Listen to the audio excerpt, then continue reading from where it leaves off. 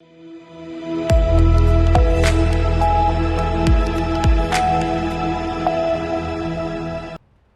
मैं आपके साथ यशवी श्रीवास्तव और आप देख रहे हैं सी न्यूज भारत। वक्त चुका है खास खबर का। भोपाल में मध्य प्रदेश की राजधानी भोपाल में आज मोहन यादव की कैबिनेट बैठक में कई महत्वपूर्ण फैसले लिए गए। सबसे प्रमुख निर्णय रोजगार के संदर्भ में है। कैबिनेट ने तय किया है कि इसी वर्ष दिसंबर से प्रदेश में 1 लाख से अधिक सरकारी नौकरियों की भर्ती प्रक्रिया शुरू की जाएगी। उप मुख्यमंत्री राजेंद्र शुक्ला ने बताया कि स्वास्थ्य विभाग में 7,900 पदों की भर्ती को भी मंजूरी दी गई है। इसके अलावा 12,670 आंगनवाड़ियों के उन्नयन के लिए भी भर्ती को हरी झंडी मिली है। बैठक में मुख्यमंत्री मोहन यादव ने उद्योग, MSME सहित रोजगार सृजन करने वाले 11 विभागों को आगामी 4 वर्षों के लिए कार्य योजना बनाने के निर्देश दिए। इसके साथ ही पेंशनधारी विश्वविद्यालय कर्मचारियों को 7वें वेतनमान के अनुसार पेंशन देने को भी मंजूरी दी गई। बैठक में ऐसे कई निर्णय लिए गए। फैसले लिए गए हैं, जिसमें रीवा में एयरपोर्ट, जिसका उद्घाटन प्रधानमंत्री जी ने किया, उसको लेके कैबिनेट में सभी ने धन्यवाद ज्ञापित किया। 1978 के बाद मध्य प्रदेश को कोई नया एयरपोर्ट मिला है। अभी तक 5 एयरपोर्ट थे, ये 6वां है। और 46 सालों के बाद मध्य प्रदेश में उस इलाके में विंध्य क्षेत्र, जहाँ पर सीमेंट हब है, पावर हब है, नेशनल पार्क्स हैं, लोगों को आने जाने के लिए सुविधा नहीं थी, अनकनेक्टेड एरिया था, वहाँ पर एक बड़ी सुविधा मिली है।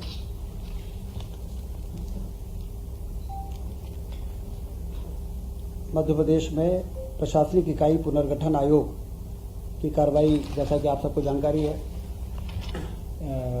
वो शुरू हो चुकी है और इनके दौरे नवंबर में कमेटी के दौरे होंगे आयोग के, और तहसील, विकासखंड, जिला, संभाग स्तर पर लोगों से के सुझाव लिए जाएंगे और उस आधार पर प्रशासनिक इकाई का पुनर्गठन होगा, जिससे प्रशासनिक व्यवस्था को बनाने में ज़्यादा बेहतर तरीके से लोगों को सुविधा प्रदान की जा सके। तो ये भी एक महत्वपूर्ण चर्चा आज कैबिनेट में हुई है। 4-6 माह का पर्याप्त समय रहेगा आवेदन और अभ्यावेदन लेने के लिए। इन 4-6 महीनों में सारे पूरे प्रदेश का एक फीडबैक आयोग के पास आ जाएगा कि कौन से ज़िले में कौन सा इलाका ऐसा है जो दूरस्थ है और नज़दीकी कौन से ज़िले में उसको पुनर्गठन करके शामिल किया जा सकता है या हटाया जा सकता है। निश्चित रूप से बहुत पुरानी लंबी डिमांड रही है। इसके लिए मुख्यमंत्री जी ने जो पुनर्गठन आयोग का गठन किया है, प्रशासनिक इकाई बनाई है, वो आने वाले दिनों में उसके काम शुरू होने वाले हैं। रोजगार सृजन के लिए जो हमारे 11 विभाग हैं जो रोजगार सृजन के लिए काम कर रहे हैं, MSME है, इस प्रकार के कई डिपार्टमेंट हैं, उनको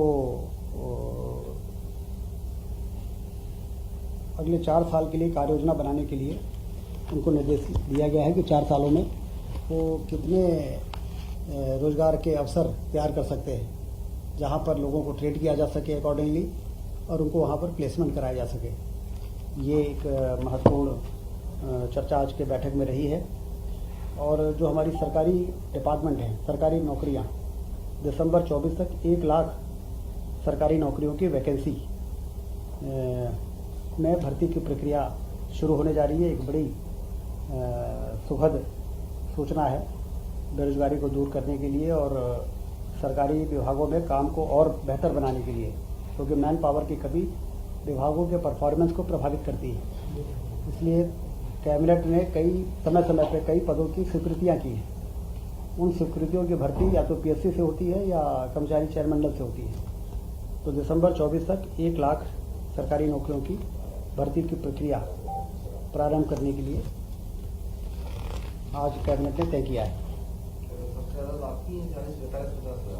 हाँ, आज भी एक हमारे हेल्थ डिपार्टमेंट में 7,900 पदों की स्वीकृति हुई है। 454 स्वास्थ्य उन केंद्रों पे जिसका उन्नयन या नए अस्पताल की स्थापना 2023 में की गई, जिसमें जिला अस्पताल भी हैं, सामुदायिक स्वास्थ्य केंद्र भी हैं, प्राथमिक स्वास्थ्य केंद्र भी हैं। इसमें काम उनके चल रहे हैं। उसका बिल्डिंग का स्वीकृति तो पहले ही हो गई थी, आज उन 454 केंद्रों की पदों की भी स्वीकृति हुई है 7,900। उसकी भी भर्ती की प्रक्रिया तेजी से शुरू होगी और ये सब मिला के जितने डिपार्टमेंट्स हैं उनमें 1 लाख पदों की भर्ती की प्रक्रिया पीएससी और कर्मचारी चयन मंडल में शुरू कर दी है। नए स्वास्थ्य केंद्रों पर ये वो नए स्वास्थ्य केंद्र हैं जो उन्नयन के रूप में नए हैं, या 3 जो हमारे नए जिले बने थे उस समय उसके नए जिला अस्पताल हैं। तो उनके भवन के निर्माण किसी का 50% हो गया है, किसी का 60% हो गया है। 100% उनके भवन के निर्माण पूरा होने तक वहाँ पर लगने वाला जो भी मानव संसाधन है वो उपलब्ध रहे, इसकी भर्ती की प्रक्रिया हम शुरू करने जा रहे हैं। रीवा में कल रीजनल इंडस्ट्रियल समिट हो रही है। जैसा कि मुख्यमंत्री जी का एक बहुत ही अच्छा निर्णय रहा है कि हम संभागीय मुख्यालयों में रीजनल इंडस्ट्रियल समिट करेंगे और वहाँ पर जो उत्सुक लोग हैं उनको वहाँ बुलाएंगे और वहाँ के पोटेंशियल के बारे में उनको वहीं पर चर्चा होगी। कहाँ पर मिनरल डिपॉजिट है, कहाँ पर फूड पार्क लगाया जा सकता है, कहाँ टेक्सटाइल पार्क लगाने की संभावना है, कहाँ जहाँ फार्मास्यूटिकल सेक्टर में काम हो सकता है। हमारे विंध्य में आप जानते हैं कि सीमेंट का हब है, वो 40 मिलियन टन सीमेंट बनती है, 15,000 मेगावाट कोयले से बिजली बनती है। ये वही इलाका है जहाँ 750 मेगावाट का दुनिया का सबसे बड़ा सोलर प्लांट हम लोगों ने उसमें स्थापित किया था। दिल्ली की मेट्रो उससे चलती है और नेशनल पार्क है। तो पर्यटन की भी संभावना है और निवेश की भी संभावना है। शानदार 4 लेन की सड़कें उधर यूपी से इधर जबलपुर और झांसी और चारों तरफ विश्व स्तरीय सड़कें बन के तैयार हो गई है। रेलवे लाइन का काम सीधी से सिंगरौली का युद्ध स्तर पर चल रहा है और उसके साथ ही साथ एयरपोर्ट भी बन गया है। तो निवेश के लिए जो जरूरी इंफ्रास्ट्रक्चर है वो विंध्य क्षेत्र को अब प्राप्त हुआ है। जाके भारतीय जनता पार्टी की सरकार बनने के बाद एक के बाद एक पूरा रोबस्ट इंफ्रास्ट्रक्चर जिसको कहा जाता है, जो इन्वेस्टमेंट के लिए बहुत आवश्यक होता है, वो बन के तैयार हुआ है। और इसमें विशेषता ये है कि जो उड़ान स्कीम जो प्रधानमंत्री जी की है, जिसमें उड़ेगा देश का आम आदमी और हवाई चप्पल पहनने वाला भी हवाई जहाज में चल सकेगा। जब उन्होंने ये बात कही थी तो लोग सोचते थे कि कैसे संभव है, लेकिन रीवा के एयरपोर्ट से जो हवाई जहाज रीवा से भोपाल आएगा, आपको जान के आश्चर्य होगा, 999 रुपये में आएगा। AC 3 टायर का किराया है 927 रुपये और हवाई जहाज का किराया है 999 रुपये। AC 2 टायर का ज़्यादा है और AC फर्स्ट का ज़्यादा है, 1600 और 2000, और हवाई जहाज का कम है। तो मोदी जी ने जो कहा था कि हवाई चप्पल पहनने वाला भी हवाई जहाज में उड़ेगा, ऐसा हम उड़ान स्कीम लाए हैं, वो रीवा के एयरपोर्ट के उद्घाटन के साथ ही वो एक सपना साकार होने हो रहा है। तो रीजनल इंडस्ट्रियल समिट की अच्छी तैयारी है और कल मुख्यमंत्री जी वहाँ पधारेंगे और देश भर के इंडस्ट्रियलिस्ट आएंगे और वहाँ पर निवेश 4,000 स्टेशन वहाँ हो चुके हैं, 4,000 स्टेशन हो चुके हैं। और जो बड़े इंडस्ट्रियल ग्रुप हैं, रिलायंस, हिंडाल्को, पतंजलि और ये जो हमारे सीमेंट प्लांट के हैं, डालमिया ग्रुप से लेके सारे लोग वहाँ पर आ रहे हैं और उनकी जो भी अड़चने हैं वहाँ पे चर्चा होंगी और उनका समाधान निकलेगा और निवेश का रास्ता प्रशस्त होगा। सोयाबीन उपार्जन 25 अक्टूबर से शुरू हो चुका है और 3,44,000 किसानों ने पंजीयन कराया है। 4,892 रुपये प्रति क्विंटल की जो MSP की दर है उससे पहली बार प्रदेश में खरीदी हो रही है। किसान बड़े उत्साह के साथ खरीदी केंद्रों में जा रहे हैं और अपना पंजीयन करा रहे हैं। 25 हाँ, पंजीयन में काफ़ी उत्साह है। पंजीयन हो गया मतलब तैयारी है उनकी बिक्री और खरीदने की। इंडियन रोड कांग्रेस का आयोजन पिछले दिनों गडकरी जी आए थे और 7 रोड 9,369 करोड़ की स्वीकृति हो चुकी है।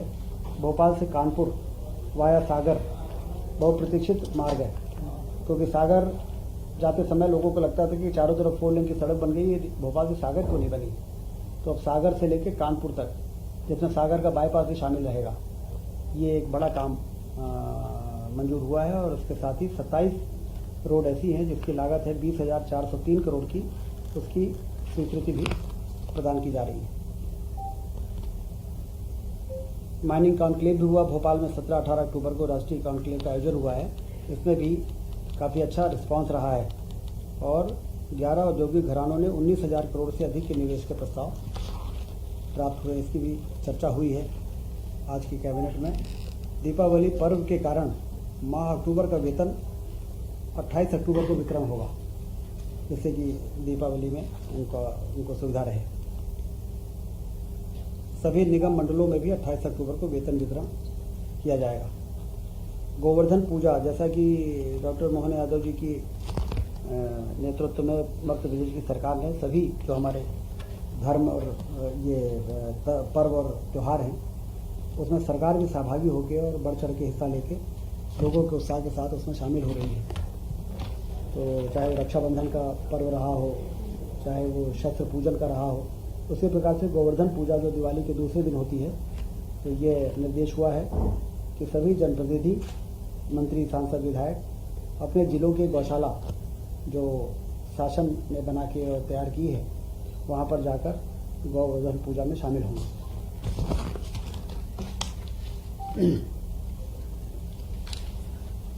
सिंघस 2028 में होना है और उसके लिए हमेशा से भव्य तैयारियां होती रही हैं, लेकिन अवैध कॉलोनी, अतिक्रमण और समस्या, इस प्रकार की बातें भी आती रही हैं।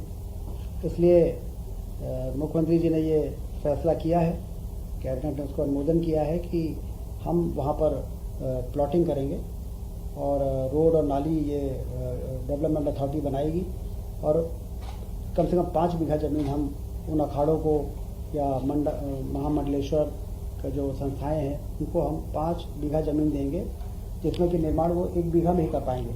बाकी ओपन एरिया रहेगा जहाँ पर यज्ञ होगा, हवन होगा, प्रवचन होंगे।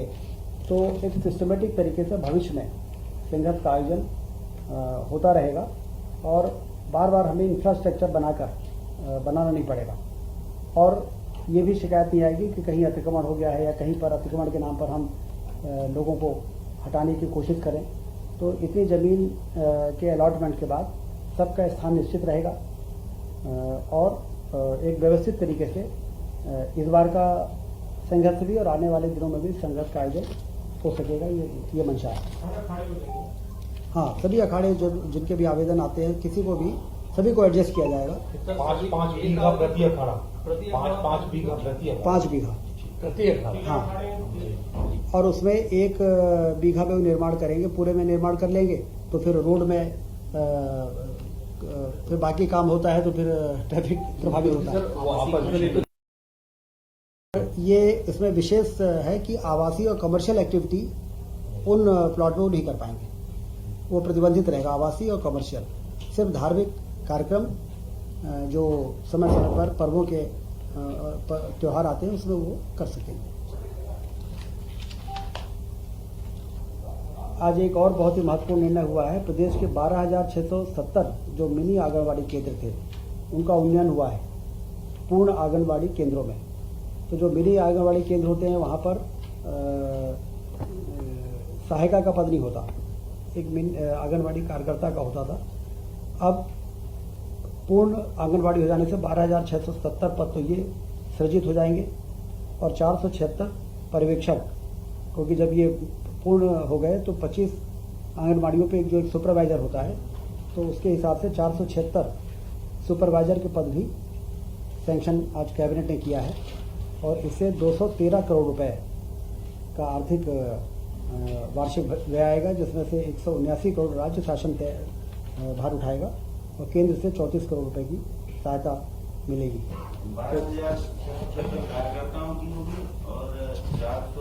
12,670 तो कार्यकर्ता मिनी आंगनबाड़ी केंद्रों में भी होते थे लेकिन सहायिका नहीं होते थे। तो अब ये पूर्ण हो गया तो सहायिका का पद वो सहायिका का मिल गया और पूर्ण आंगनबाड़ी केंद्रों में 476 पद हमें सुपरवाइजर के भी मिल गए। तो कुल मिला के ये इसमें 213 करोड़ रुपए खर्च होंगे, जिसको कैबिनेट ने आज मोहर लगा दी है और इससे जो कार्यक्रम होते हैं आंगनबाड़ी केंद्रों में उसको काफ़ी मदद मिलेगी। स्कीम फॉर केयर, जो पास्को 18 साल से कम उम्र की बालिकाओं के साथ जो दुराचार हो जाता है उसके कारण वो प्रेग्नेंट भी हो जाती हैं और फिर उनको काफ़ी परेशानी का सामना करना पड़ता है। तो हर ज़िले में 10 लाख रुपए देने का निर्णय आज हुआ है और उसमें आइडेंटिफिकेशन के बाद उनको जो भी सहायता के नॉर्म्स हैं उनको मदद दी जाएगी। तो एक बहुत ही संवेदनशील मुद्दे पे आज कैबिनेट ने अपना फैसला किया। और हेल्थ का हमने बताई दिया आपको कि 454 केंद्रों वाला डिस्ट्रिक्ट कलेक्टर के माध्यम से होगा सर। हाँ, जिला कलेक्टर ही इसको देखेंगे। स्वास्थ्य में हमने बताया कि 351 करोड़ रुपए वार्षिक व्यय आएगा, जिसमें हमने लगभग 7,900 पद मंजूर किए हैं 454 केंद्रों में। और विश्वविद्यालय कर्मचारियों को अभी 7वें वेतनमान के हिसाब से पेंशन नहीं मिलती थी, तो आज कैबिनेट ने निर्णय किया है कि 7वें वेतनमान से जो 2016 में रिटायर हुए हैं उनको 2016 से, और जो 2018 में रिटायर हुए हैं उनको 2018 से, जो 16 से उनको 18 के बाद से, हाँ, 16 के बाद उनको 16 से, जो 16 के बाद हुए हैं उनको 16 से, 2018 से हुए उनको तो 18 से ही होगा। तो इनको ये पेंशन अब 7वें वेतनमान के आधार पर मिलेगी। ठीक है, सभी युवा हैं सर, सभी को युवा आमंत्रित और आप सब लोग रीवा आमंत्रित हैं। रीवा आइए और रीवा में वाइट टाइगर भी देखिए और एयरपोर्ट भी देखिए। और रीवा में रीवा का पूरा ट्रांसफॉर्मेशन हुआ है, तो यदि आप लोग 10-15 साल पहले जो गए हों तो उनको तो बहुत फ़र्क दिखेगा। और इस इन्वेस्टर समिट में अच्छी तैयारी की गई है, मुख्यमंत्री जी के मार्गदर्शन में बहुत अच्छी व्यवस्था है, तो वहाँ पर आप लोग पधारें। रीवा का होने के नाते भी मैं आपको आमंत्रित करता हूँ। रीवा को लेकर अब ये तो कल ही 4,000 निवेशक आ रहे हैं, तो आप ये मानिए कि अच्छा निवेश होगा। सर, ये जो भी इन्वेस्टर समिट होती है प्रेजेंटेशन बहुत अच्छा होता है, लेकिन मैच्योर नहीं हो पाती चीजें। इस बार आप लोग ऐसा क्या कर रहे हैं ताकि चीजें मैच्योर हों और ज्यादा से ज्यादा निवेश आए? देखिए, इन्वेस्टर समिट होना तो शुरू हुआ जब से भारतीय जनता पार्टी की सरकार बनी। पहले इन्वेस्टर समिट इसलिए नहीं हो पाते थे कि मध्य प्रदेश में चलने लायक सड़कें नहीं रहती थी, गाँव अंधेरे में डूबे रहते थे, पावर सरप्लस स्टेट नहीं था। आज हमने सबसे पहले इसको पावर सरप्लस स्टेट बनाया, 4 लेन से सभी संभागीय मुख्यालयों को जोड़ा और सिंचाई के नहरों का जाल बिछाया, आम आदमी की पेइंग कैपेसिटी बढ़ाई, से व्यापार बढ़ा है। तो उसके कारण जब हमने मध्य प्रदेश की मार्केटिंग की तो मध्य प्रदेश के पोटेंशियल के बारे में लोगों को मालूम पड़ा।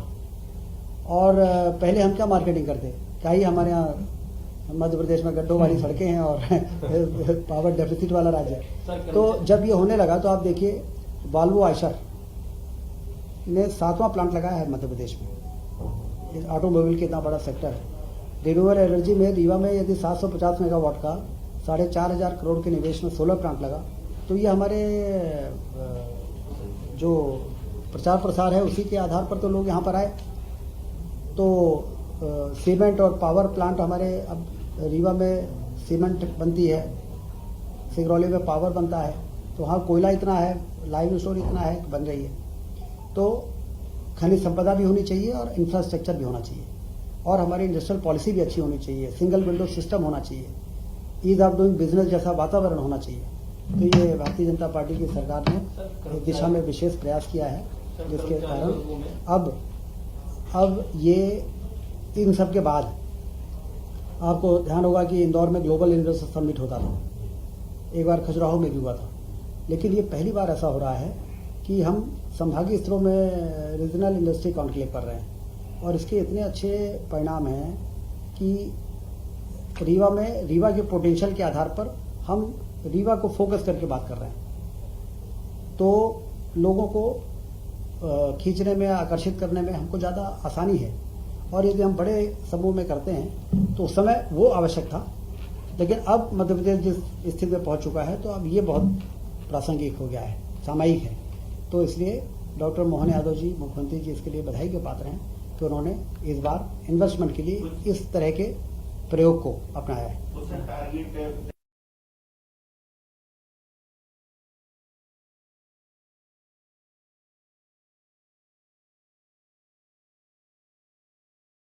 इंडस्ट्री लगाएंगे, सरकार क्यों उनको इस प्रकार के आयोजन करती है? क्योंकि हमें बेरोजगारी दूर करने के लिए अपने नौजवानों को वहाँ पर रोजगार के अवसर तैयार करना है।